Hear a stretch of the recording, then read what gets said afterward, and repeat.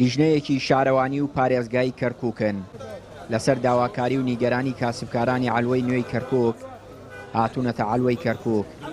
لیژنەکە گوێ لە کاسبکاران دەگرێت و ئەوانیش نیگەرانی و داواکاریەکانیان دەخەنە ڕوو. کاسبکارانی عەلوەی کەرکووک خۆیان دەڵێن بەڵێندەرەکە پابەندی بەڵێن و گرێبەستی نێوانیان نەبووە. خۆیە باجێ زۆر ئەستەنرێ لە قاپی ئەو خەڵکەش توانای ئەم باجەدانەی نییە. ئێمەش کە ئیتیفاقمان لەگەڵا کرد و هاتینە مەحەلوەیە بە پێی ئیتیفاق هاتین بە پێی ئیتیفاقی بینی هەردوو لە قەتعی 200 دینار تەنی 5000 دینار ئەم هەستاوەسە قەتعی کردێتە 300 و بەبانەوە و تەنیش کردێتە 20000 بۆ 15000 دینار.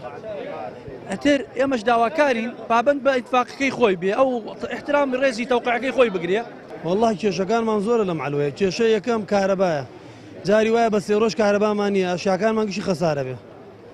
هەروە بێتەوە کێشە کیلۆی ڕسق لە ئێران بارەکەی بە 100 دینار هەتا گاتە ئێرە بێتە 500 دینار. کرێ سیارە سەر پارەی عەلوەیە لە سەیتەرە پاراسن، هەموو شوێنە پاراسن. یعنی شتەکان کێشەمان گەلێ زۆرە بەخۆ.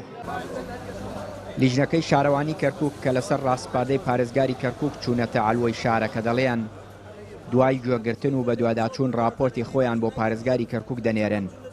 بەڕێوەبەری ژمێریاری عەلوەی کەرکووکی شاشکرای دەکات ئەوان بە ڕەزامەندی کاسبکاران کرێ قەپان و گواستنەوەی شتومەکیان بەرز کردووەتەوە.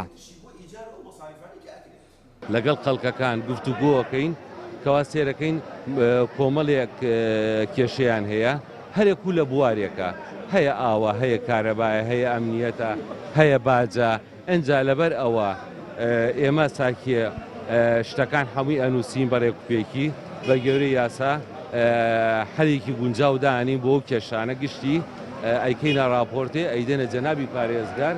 ئەم مەحزەری ئیتیفاقە بەڵێ بینی ئێمە و کاسبکارانە نزیکەی 100 کەس ئەوەتانێت تەوقیعی کردو لە کۆی 120 کەس یعنی لە 180 زیاتر ئەو ئیتیفاقە تەوقیعیان کردووە ئەڵێن ئێمە ڕازین سێ بێ بە 1000. مقابل چی؟ مقابل ئەوە شێخ هەردی هەموو پارەکان کە ئەقساد لە سەریانە وازیان لێنێ. یعنی ئەوەی کە ئێستا ڕوئەدا نازانم یعنی بەڕاستی پێچەوانەی ئیتیفاقاتە و پێچەوانەی واقع ئێمە عیلاقەمان بە بەقاڵەوە نییە، ئێمە شەریکی ئەو خاوەن دوکاندارانەی. عەلوەی کەرکووک کە لە 150 دوکان و کۆگا پێکاتووە بە گوژمەی 11 ملیار دینار دروست کراوە و 120 دوکاندار و کاسبکار کاری تیادا دەکەن. ماوەی چەند ڕۆژێکە ئەو کاسبکارانە بەهۆی خراپی ئاوی خواردنەوە و نەبوونی کارەبا و بەرزبوونەوەی نرخی قەپان نیگەرانن.